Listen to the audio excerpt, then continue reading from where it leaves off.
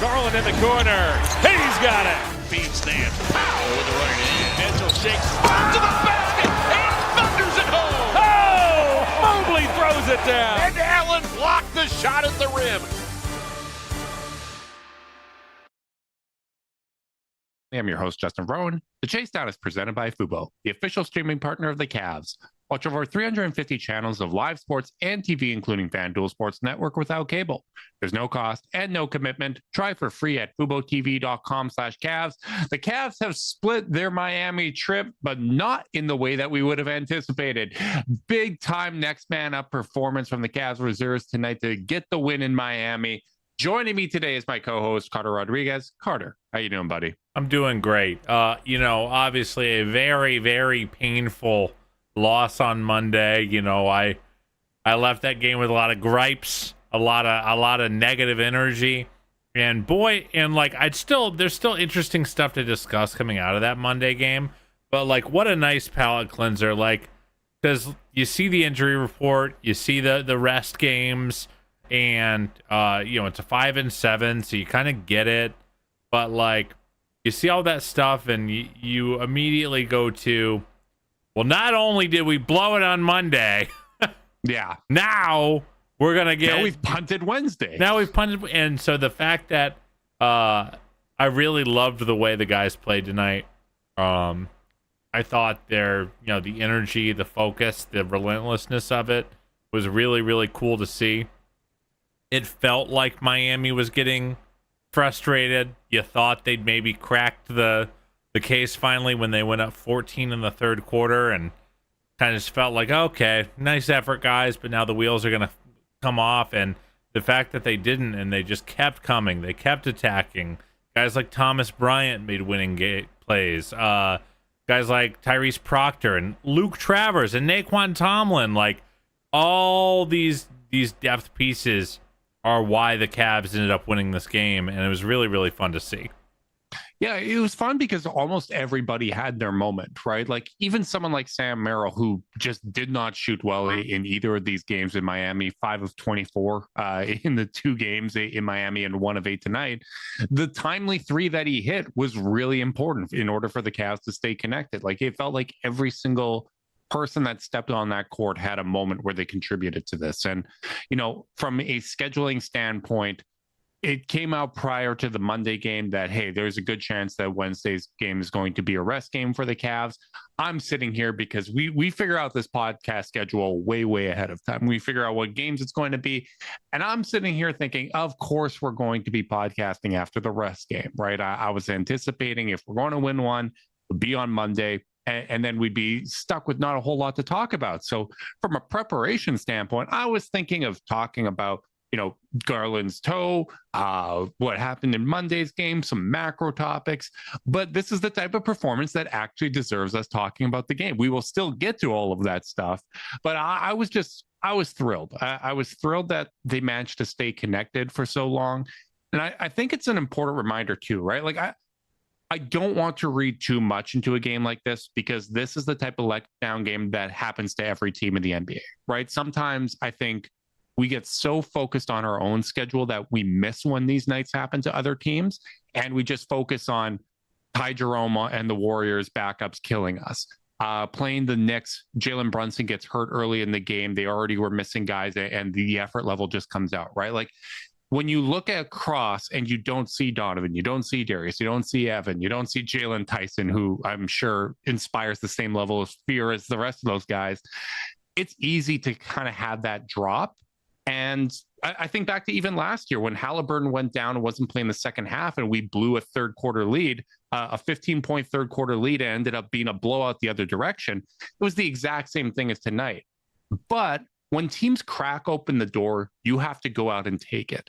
And I thought the Cavs did a really good job of staying connected throughout the entire night.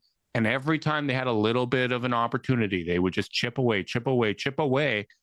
And eventually they just broke through. And once the floodgates opened, Miami couldn't get a grip of the rope again. And it was just, it's so nice to see them step up in that way and get one of these going, the other direction. Yeah, it really does feel nice. And it is a nice, healthy reminder that these things happen in the NBA.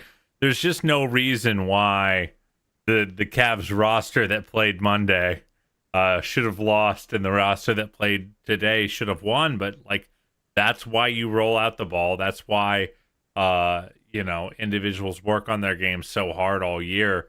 And I gotta say, man, listening to the post game of Kenny Atkinson, who is, I think, probably the most transparent coach of my lifetime as a fan of this team, talking about Craig Porter Jr. and the way he challenged him this summer. Talked about some tough conversations he had to have with him about what he expected from him, what he needed from him, his own accountability, and feeling like he didn't do a nice job, a good enough job developing Craig. And like that level of like, bravery of communication, a head coach absolutely can justify in their very busy schedule not spending a lot of time thinking about the team's third string point guard. And the fact that that's not who Kenny was like, for me, a nice reminder of why we should be so geeked that we have the defending coach of the year, because like he really does care about everything. And frankly, he's not a wuss. Yeah. He's tough. He can have a tough conversation where he can throw the gauntlet down to his players and say, this is what I want to see from you. And like, boy, does Craig reward those kind of conversations with an unbelievable game off the bench tonight. 19 points, 9 assists, 4 rebounds, 4 blocks, 3 steals, only 2 turnovers. Damn near had a 5x5, Justin. You got to feel happy for Craig, who I don't think had the best year last year.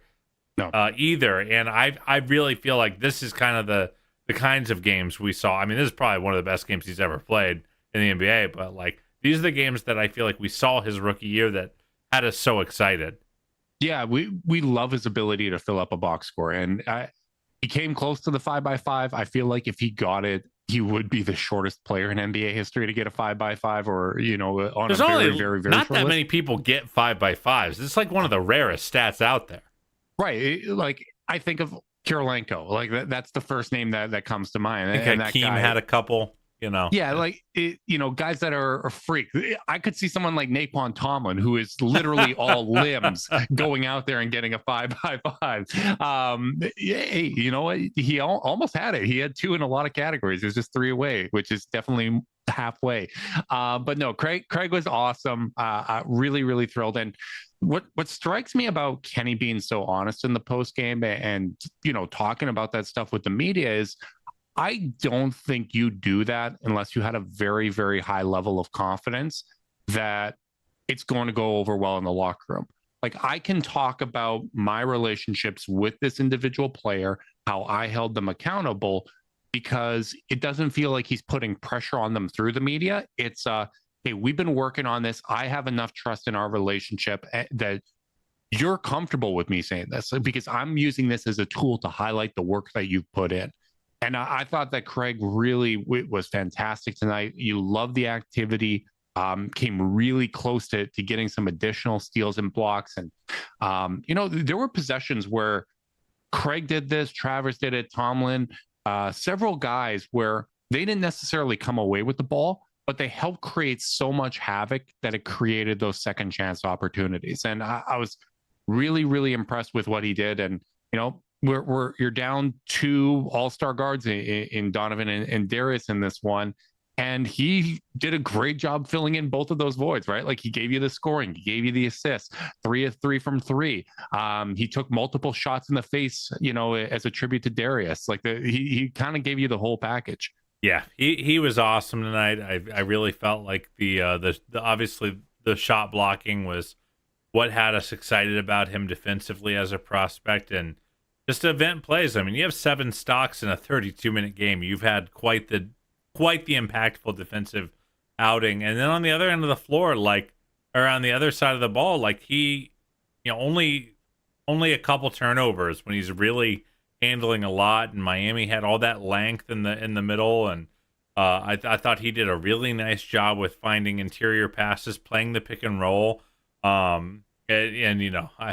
we'll need to talk about our boy Jarrett Allen, who I thought was just so freaking phenomenal tonight. But like really making Jarrett's life easy with good catches and good passes. I thought both Craig and Lonzo did some excellent point guarding in getting Jarrett the ball and knowing that he was going to need to be a volume shooter for them tonight. So yeah, all the credit in the world to Craig, who I just thought stepped up in all the ways that mattered. He absolutely earned his 32 minutes tonight. Certainly the best perimeter player for the Cavs this particular evening.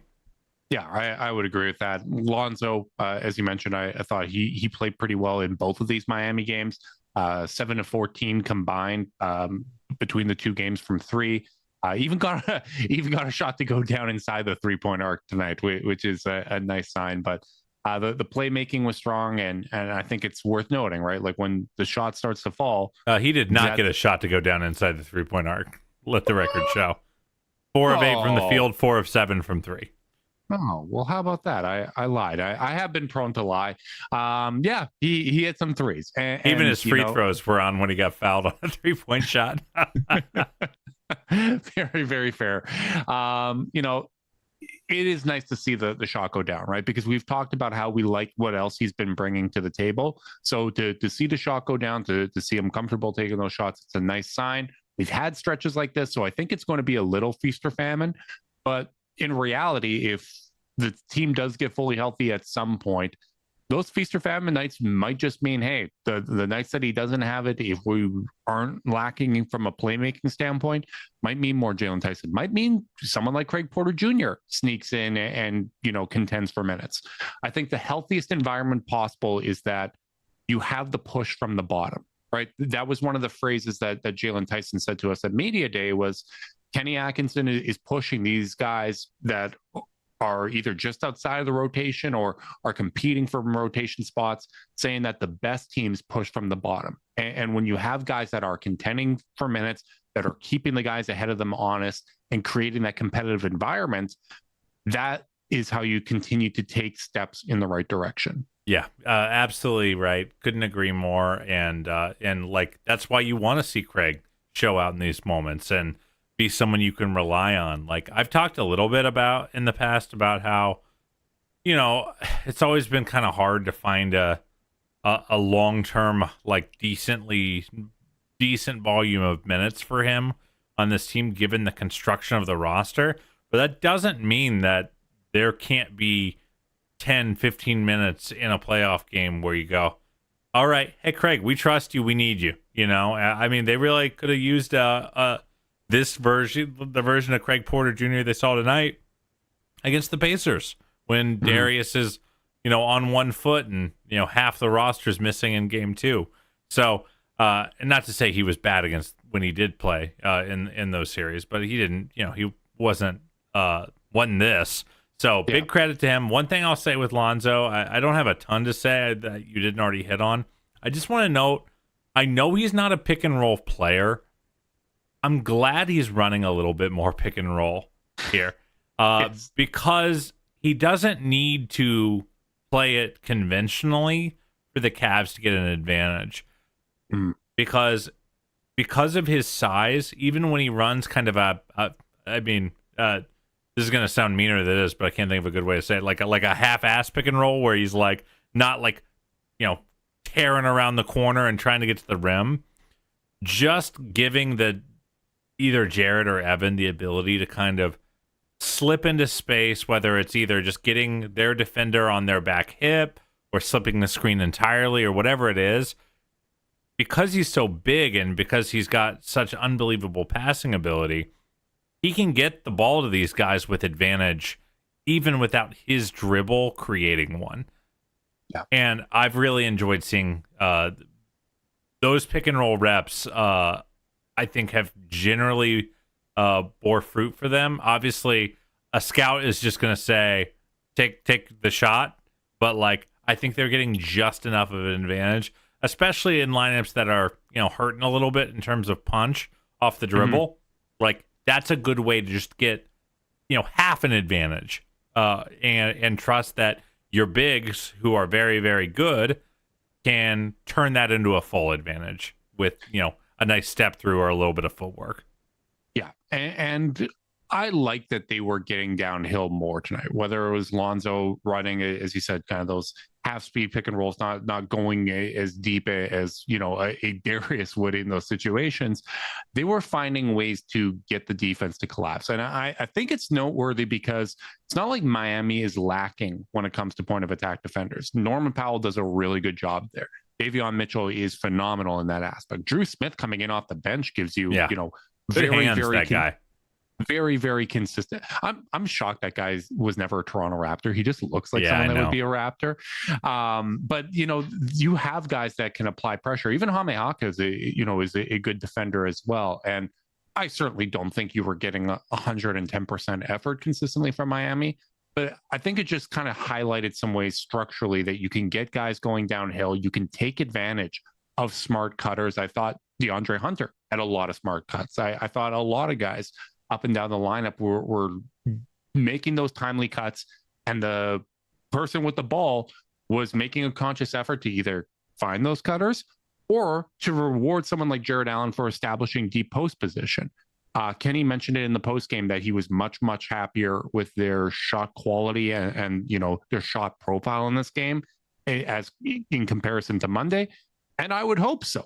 On Monday's game, the Cavs took 65 threes, which is I missed that. I didn't notice that in the box score. My God. It is the third most 3-point attempts attempted in an NBA game in NBA history. Like, it's bonkers. Absolutely bonkers. I know it's overtime, but that's too many. Yeah, I think one of the games that exceeded that total was a double OT game as well. So it was just crazy. And you look at, Sam and Donovan, obviously, I think had the worst nights from three in that one. They were 7 of 32, which basically accounts for half of the Cavs 3-point attempts. But it just didn't feel like the shot profile was healthy in any way, shape, or form, right? Like, personally, I'm not even comfortable going up to the 50 mark. Like, some nights you're going to have those opportunities. Don't turn down open shots. I don't think you should take threes for the sake of taking threes, and I don't think you should turn down threes for the sake of turning down threes. I thought it was an example of an unhealthy offensive profile for them. I thought tonight was considerably better in that regard. And, I think tonight is more in line with the trend we have seen in terms of their offensive profile.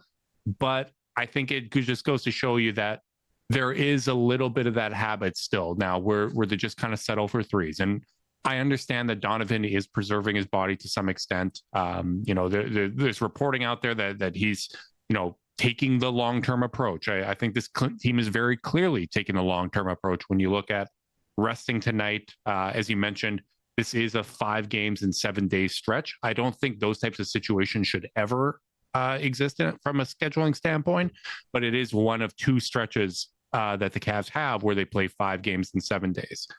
I would expect when that second one comes around, you will probably see another scheduled rest game for that. I understand it's the beginning of the year, but that is still just overkill. So I understand that some of this is going to be from a conservation standpoint, but I just feel like they have too much talent. They're too good around the rim to neglect that aspect of things. And plus, you get better quality threes when you attack the rim, when you get the defensive rotation, and you earn those better looks. Yeah, I think you're 100% right. I mean, it's no, if you listen to us regularly, when we have compared this offense to the Boston Celtics at times to start the year, we're not being super nice. We don't we don't like that style, and we don't think it really fits this team's personnel at the end of the day. And yeah, just it really goes to show. And again, you don't want to draw too many conclusions from a game that clearly was a trap game for Miami. Yeah. But I think it does go to show what focusing, feeding your bigs with advantage does, especially when your bigs are talented. Can we get to the Jarrett Allen part of the program right now, or do you want to wait till after the break, after the ad? Yeah, I was really hoping There's no that break. you would. Yeah, you just did a terrible job throwing to the ad. I was hoping, I was like, oh, he's talking about the health of the offense. This is going to give me a natural transition. Normally we are in rhythm, Carter. Normally we are in sync, and teams move fastest when everybody's in sync. Zoom Workplace keeps meetings, chat, docs, and more together so your work flows like a perfect play. Keep work moving and zoom ahead with Zoom Workplace. Listen, man, I was trying to collaborate using the wonderful tools that Zoom provides. But sometimes your co-host just yells at you and breaks the rhythm of the whole thing. It's really sad. But It's okay. I can create an isolation. I think I set up that pretty well for myself. I threw that off the backboard and I did a great job. Oh, that's very nice. You should definitely take a lap and back pat yourself, brother. God bless you. Yeah, let's talk about Jarrett. I wanted to talk about Jarrett going into this game. Yes, you did. Because I gotta tell you, I guess I'll start with the negative so we can go to the positive. And by negative, I mean the way I felt. I was really, really disappointed to not see him out on the final play against Miami on Monday, and just in general, not to see him through overtime in much of the fourth quarter. And sometimes I feel like the team, like, I think there's this idea that once they decide to like downshift, they don't want to shift back up to the point where even though you've downshifted, that's fine. Hunter hurts his knee and Dean comes and gets him, and Dean wasn't even having a very good game by comparison. Like Jarrett had a perfectly fine first half and wasn't, I think, a real reason why they weren't playing well early on. I thought he was perfectly serviceable, and I feel like sometimes when he gets benched, it's like you're not getting back out there, brother. And I don't love it, because I do think he is still, I know we've talked in the inverse about how the core 4 designation can be a little unfair to Jarrett because he doesn't like have the same level of pedigree as Donovan or Evan or Darius.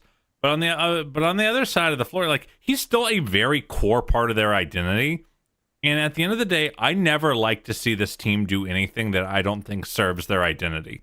So, like, I wanted to see him out there, especially on that final play. And I do think the whole thing gets defended a lot differently if he's out there. But generally, I just want to see them lean into what makes him special and not run away from the things that are maybe not, that are not always the easiest to manage with him. Like, lean in to get, like, pay attention, get him catches. Like, he can get you 30 points on 20 shots and lock up a win for you and be a reliable shot creator using his hands, using his footwork. Like, I thought today's game, and I know I'm monologuing hard. I'm sorry. I'll let you cook here. It. But, like, I think this game really goes to show, like, what Jarrett can be for this team. And it's a two-way street. He's obviously got his own problems where he can have games where he floats from time to time. But if you really focus and make sure that you're finding him every time he gets a deep seal, giving him nice pocket passes in the pick and roll and letting him catch on the move, he will reward you. And I just thought this game was a really cool answer for a guy that, like, if I'm Jarrett, I don't know. I'm a bit more of a diva than most, as you're too well aware. If I'm Jarrett, maybe I'm a little pouty going into tonight. Like, I got benched down the stretch, and that sucks. And we lost on a play that maybe I felt like I could have helped out on if I'd been out there. Like the human brain is prone to such things, you know? So the fact that he comes out, just no nonsense, dedicated, gets deep seals every time, demands the ball when he gets a guy like Andrew Wiggins on him and buries him every single post up when he gets a small on him. Like, I just loved the attitude from Jarrett. I just, I'm very partial to this guy. I think he gets way too much flack from this fan base when things aren't great. And I kind of feel the need to, like, gas him up on a night like tonight where I just thought he was freaking phenomenal. No, I think it's completely fair, and I'm not surprised. Like I think to some extent, what we're seeing this season with Jarrett and fourth quarters, and it hasn't been every single game. I think Chicago was going very small. The Cavs had success going small ball in the fourth quarter, and I almost wonder if there was some muscle memory going back to that. Also, don't think we can fully judge how Kenny Atkinson would handle the situation when he wasn't coaching it, at that point, because he had been tossed. But I do think what we've seen this season is a little bit of an experimentation from the Cavs just across the board, right? Even when it comes to something like taking the threes, I almost feel like to some extent, it's guys like Mobley, Tyson, and some of these other guys that aren't proven three-point shooters being challenged to take more threes. And then you have guys like Donovan Mitchell and Sam Merrill who are just taking their normal volume of threes. And as a collective, suddenly you've slipped into a world where you've taken too many in an individual game. I think the same thing is happening to some extent of, all right, well, let's try these closing lineups without DeAndre Hunter out there. Teams are going small. We're going to try to answer that by going small. I know you and I theorized at the start of the season, if the Cavs are up, close with Mobley and Allen. If they're trailing, I can see having DeAndre Hunter at the 4 and Max Strus at the 3. I still think that there could be some validity to that. But it is interesting to me right now that at least when I'm looking at the numbers and the results, the data doesn't really support doing this right now. Because if you're saying, okay, we're doing this to juice the offense, you'd have to look at the fact that the offense is dramatically better when Allen's out there with Mobley. In fact, the on-court offensive rating for Jarrett Allen this season, coming into this night, was 124.7. That's the second highest on. That's the second highest on the team behind Darius, who's at 128.3, which is nuts. The on-court defensive rating, it's 105.6 when Jarrett is out there. That is the best on the team. So you're talking about we are plus 19 when Jarrett Allen is out there this season. And, defensive rebounding has been a sore subject, right? I don't think that the Cavs have done a particularly good job of that. I personally blame the perimeter more than I blame the bigs. I think overhelping and even some weak point of attack defense is getting us into these scramble situations. But if you look at it for the season, again, the defensive rebound rate with Jarrett and Evan out there is 89th percentile. With Evan, it's 18th percentile. Evan without Jarrett, I should say. It's big difference. That's going from elite to terrible in those minutes. This one, I think, is really telling. Effective field goal percentage at the rim this season, which is really just field goal percentage because no shots at the rims are threes. But it's 94th percentile defending the rim when both Evan and Jarrett are out there. They are elite defending the rim. That's the exact same marker that they had last year. When it's Evan only, it's the 32nd percentile. And this is a big deviation from last year because last year, Evan only, that rim defense was phenomenal. Jarrett and Evan, it was phenomenal.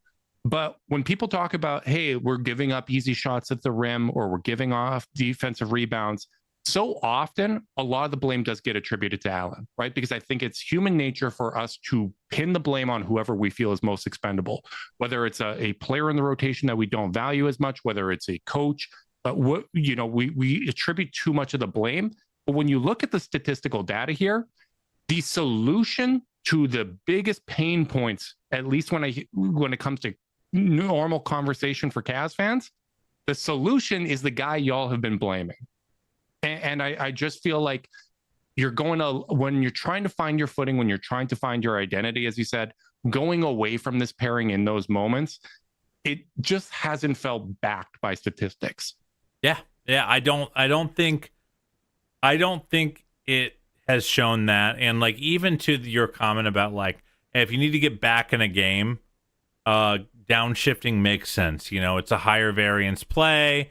Yep. Get more threes up. Get a little space, see what you can do, get up and down the court a little faster. Like, I get that. But sometimes, Justin, like, what I'll see is they'll be down 12 or 13 or something like that. They'll downshift in, like, the middle of the third quarter and get back in the game. And then they just play through the fourth.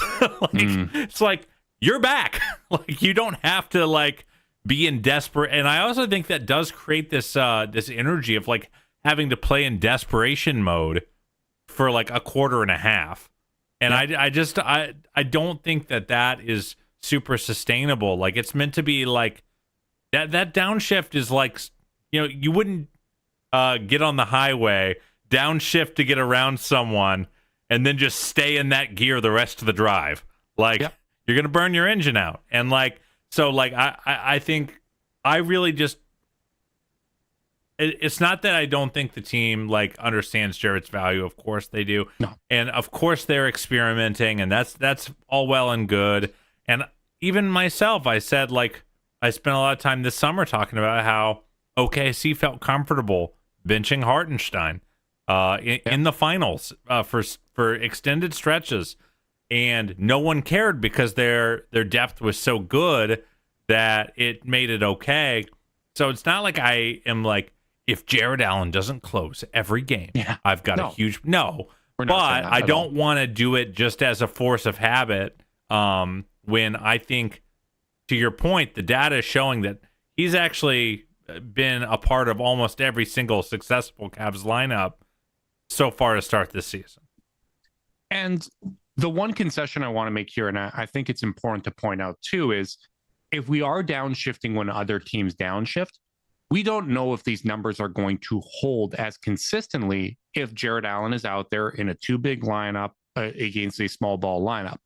But if we are accepting that this is going to be a season of experimenting and we're going to try out things, that is something I would like to learn. I would like to learn, one, how is that from a starting point, which, to be fair, I think we know because we've seen that in the past, right? And it hasn't been a huge issue. But I'd like to see Jarrett get better at that because I would like to go to that. And the other aspect is, you mentioned how, when you're down, you want to get those high variance plays up. You want to get those threes up. I think tonight's a great example of, even though we understand all the implications of a trap game, I think tonight is a great example of, just because you're shorthanded from a talent standpoint doesn't mean you just have to jack up a bunch of threes and hope that the variance gods, smile upon you on a given night. Sometimes you can just be a little relentless, man. Like, sometimes it's body shots, and then it opens up some of these other opportunities. Sometimes you can be relentless in that aspect where another team just doesn't want to deal with it.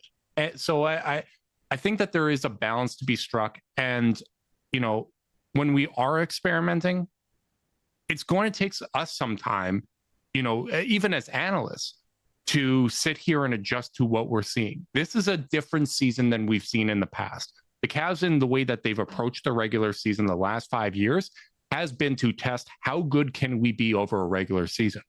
Whereas this season, it's some trial and error. We're going to have different emphases in different games. That's going to make things difficult for us. And there's a learning curve for that. And there's also a learning curve for the roster. There's a learning curve from Kenny. We just kind of have to ride these waves. But that doesn't mean that we can't value what we're seeing. I think if we're going to be experimenting, it's very important to point out what works, what doesn't work, what wasn't working and now it's starting to work. What experiments are they trying to do? What does the emphasis seem to be on a given game? I'm never going to sit here and say that there's not stuff that, that the regular season doesn't matter, that what we're seeing in all of these games doesn't matter. I think that there is a lesson, there is value to every single one of these games, no matter who is out there. It's just not always going to guarantee that it's going to continue for the future. But particularly in a season like this, where there is a lot of experimentation, I do think all of this stuff matters. We're just going to see, what they continue to work on throughout the rest of the year. Yeah. It's and that's why, like, I don't want to go too hard on the Jarrett thing, even though we kind of just did, about like, hey, we just don't know, even with a very transparent coaching staff, like, we don't know what they're thinking. We don't know what is an experiment and what is a feel thing, or an entrenched opinion moving forward. And that's one of the challenges of seasons like this. And and I think it made the game today such a nice palate cleanser, because it was like, no agendas here. Nothing to consider other than like, all right, guys, play really, really hard, play really, really together, be relentless. It's funny, by the way, you mentioning the not just reverting to chucking a bunch of threes. They still got 47 threes up in this game. Hell yeah, baby. But like again, the way they did it, I think, was in a much different style. The how matters. Yeah. Yeah. The how really does matter. So ultimately, yeah, I just think this game was really nice to watch. I do want to mention some other guys that played very well tonight.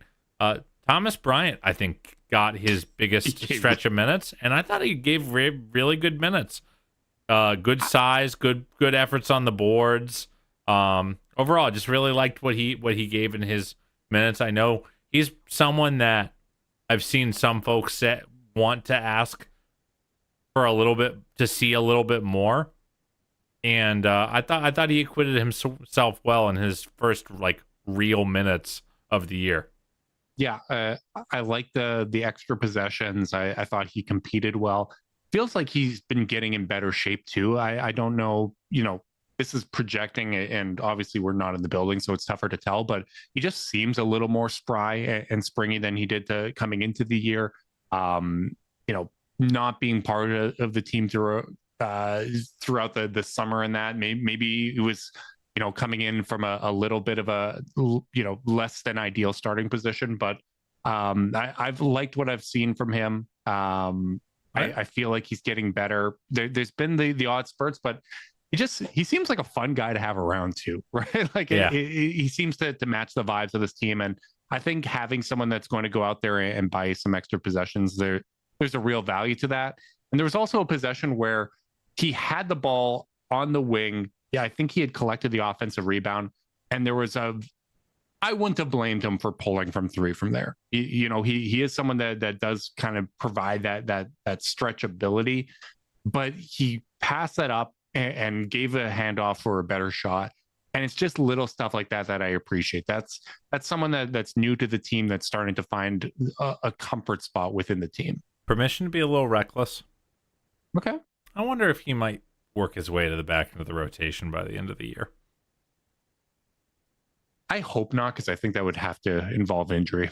I'm wondering if Kenny's going to play 11. I think he absolutely could dance. Like I think he and Larry might be in some competition for minutes by the end of the year right now, based on how things are looking.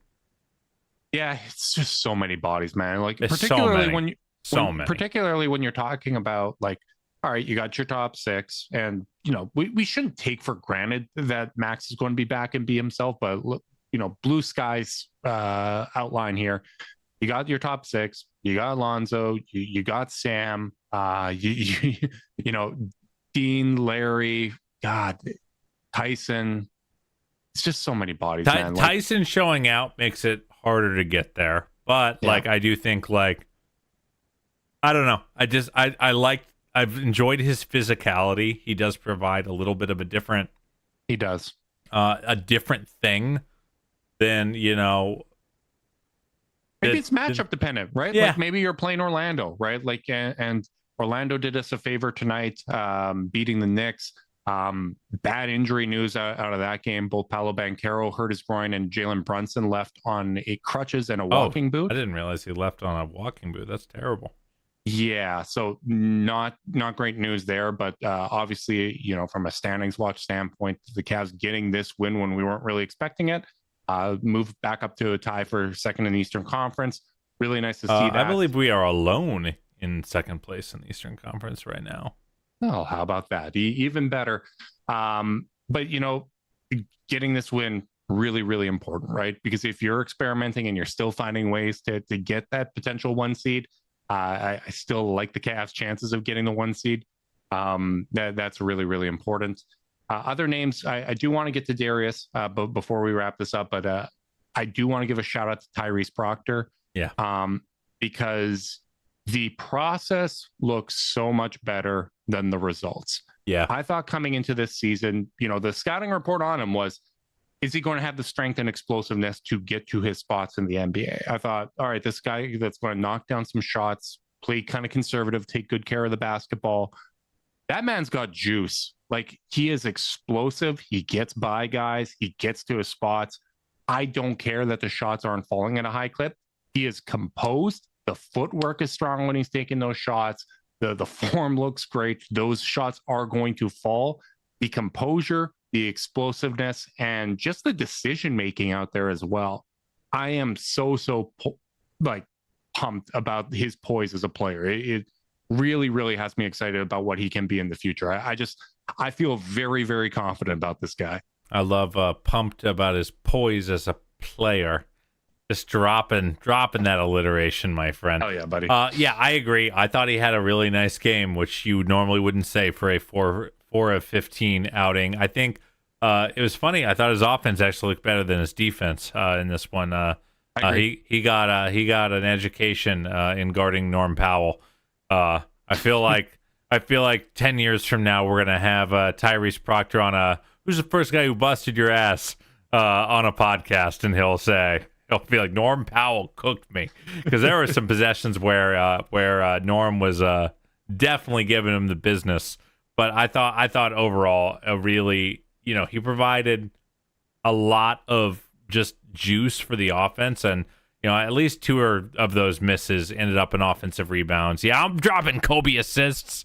Hell yeah. For Tyrese Proctor. But I agree. Really enjoy the process. Really enjoy what he's able to do. And again, you can kind of just see him scaling the usage down when the team has better options out there. And he's in year 2 and 3 of his career. And I agree with you. I think you generally, of the 2 of us, are more prone to run away with excitement about someone's rotational future on the team. But I do it's hard to be it's hard for me to imagine us 3 years from now being like, man, what did we see with Proctor? He's already out of the league. I just don't really see that being a thing. That happens. That happens all the time, to be clear. And we're not wrong. We're not right about this stuff all the time. But right now, I'm not really seeing that outcome's likelihood at all, which is great for where he was picked. Yeah. One thing I want to mention, you talked about his defense.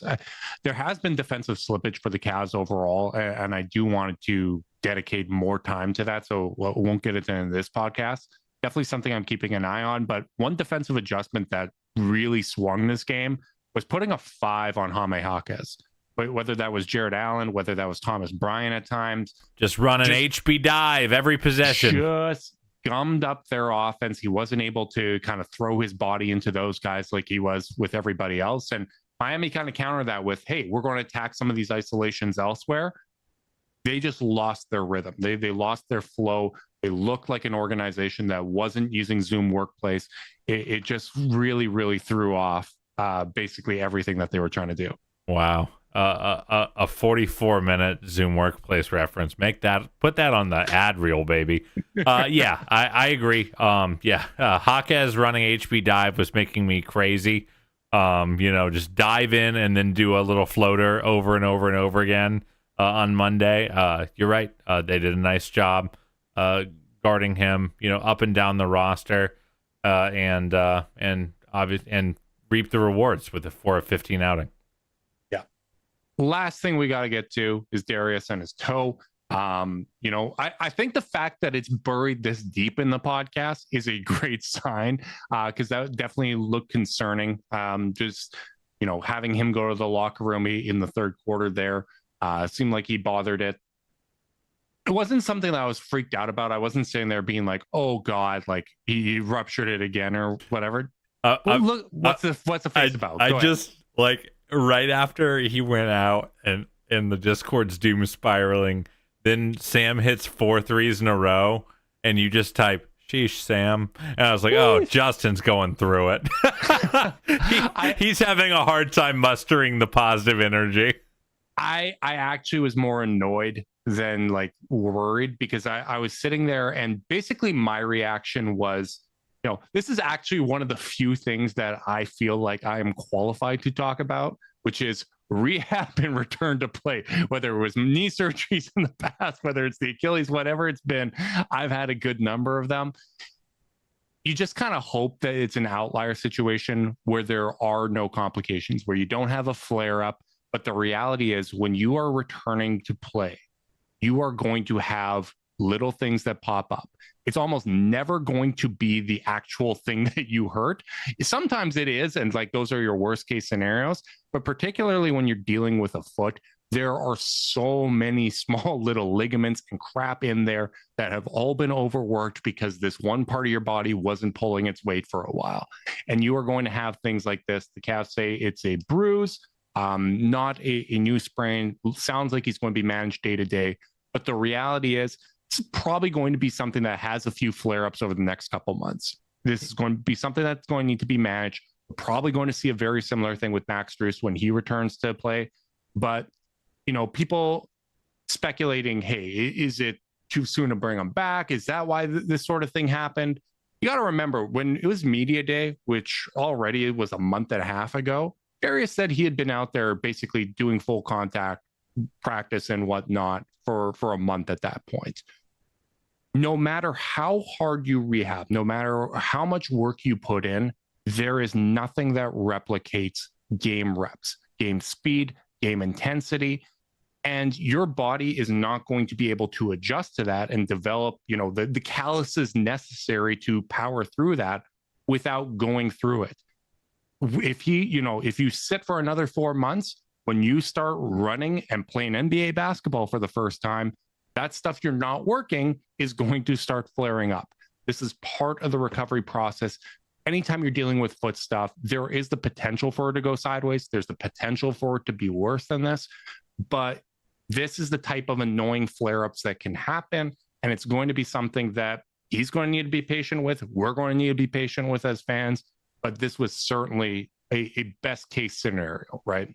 Yeah, absolutely. Well, best case scenario is not getting hurt at all. But, I think there's going to be a degree of angst throughout the year with Darius. And that's with any injury because it's a really important year for him, I would say, in terms of really proving that he can go up another level in a postseason setting, or at the very least maintain his excellent standard he's set in the regular season. He had a couple great games against New York in the playoffs in that otherwise miserable series. But the 2 years ago, it just felt like kind of dead on arrival with the back. And then obviously, starts out against Miami great. The foot gets hurt. And so we just really haven't gotten to see him like a whole and healthy Darius tested. So I think to some extent the reaction coming out of an injury is just angst. It's just anything that makes me worry that I'm not going to get to know for sure that Darius can do this or not is going to kind of create that anxiety. But as you mentioned, relatively good news that it's just a contusion. He can rest. He can get off of it. It's not a ligament strain or a tear or anything like that. And jumping up on the sidelines tonight. Yeah, clearly not horribly affected at the very least. Do I expect to see him tomorrow night? Probably not.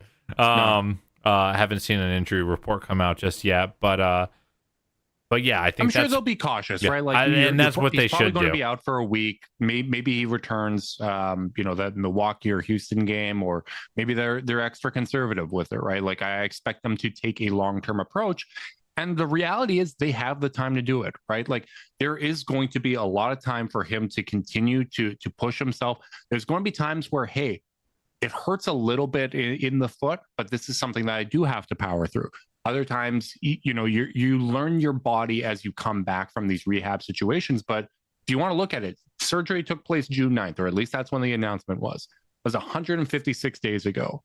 Last year, the game one of the playoffs for the Cavs started on April 20th. That is 159 days away. we are further away from the start of the playoffs than we are from his surgery and like that entire rehab process. Long season, my friend. It is a long, long damn season. And that's why, I think that would be the argument for why not all these guys need to play 5 games in 7 nights. Maybe you can give them a little bit of a rest in November. Yeah, I was in my feelings Monday night, but we're back. We're back, baby. We are back, and big thanks to everyone that tuned in and hung out with us tonight on YouTube. Make sure you guys like and subscribe. Click that notification bell so you know when we're going live. If you're listening via podcast and you want to support us, leave us a rating, a review, subscribe, unsubscribe, resubscribe, and help cook those books. If you want to be part of Chasedown's exclusive Discord chat, send a screenshot of the review to chasedownpod@gmail.com. However you choose to support us, we really do appreciate it. Make sure you guys are staying safe out there. Until next time, go Cavs.